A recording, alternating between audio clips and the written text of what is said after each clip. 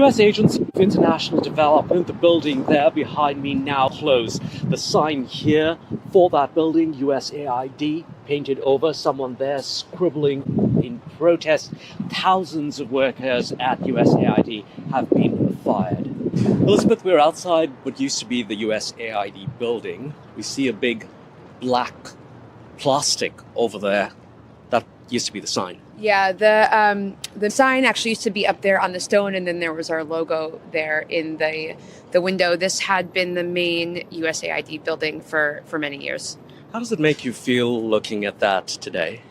Honestly, this had been the first time I had come back down here since I had ended my job. My job had been terminated, and it brings up a lot of emotions. I really thought that I would be working for USAID for many, many, many years. And this is just a very physical reminder that career dream is gone. USAID has done a lot of work across the world.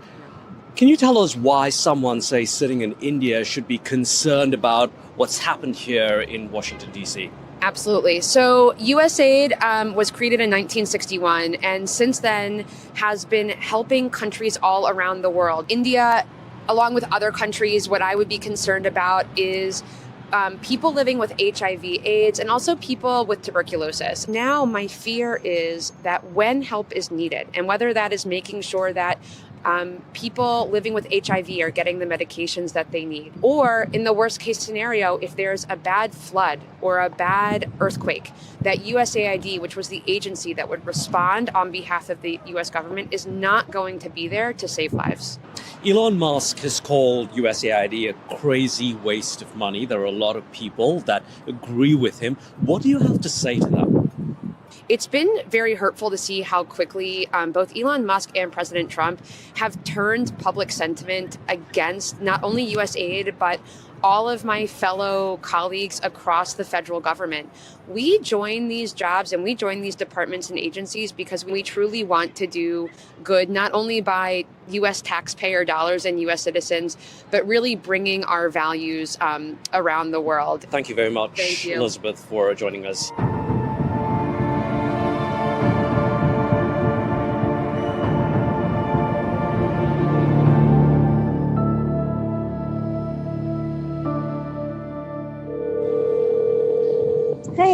Hey, Alistair here. I know you don't want your face shown and your name mentioned, so I'm going to call you Anjali. Anjali, I know you've lost your job at the IRS, the tax department here in the US. You worked in cybersecurity. How important a role was that? It was very important because, cyber attacks can happen at any time. The cyber field is very important for the entire tax return department. Anjali, do you worry about wealthy tax cheaters, that they could get away with evading taxes because there are fewer people at the IRS now? It can be a bigger issue. Near future, it can be.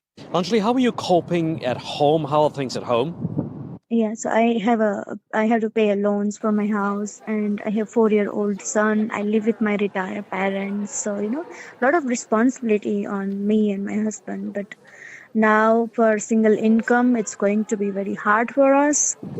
Anjali, I know you're from Surat in Gujarat. Do you miss India even more right now? Yeah, I miss a lot, especially now because the weather there. I believe in a single salary of one household, we can survive in India. Thanks, Anjali. Good luck with the job search. Okay. In Washington, D.C., Alistair D'Souza, NDTV.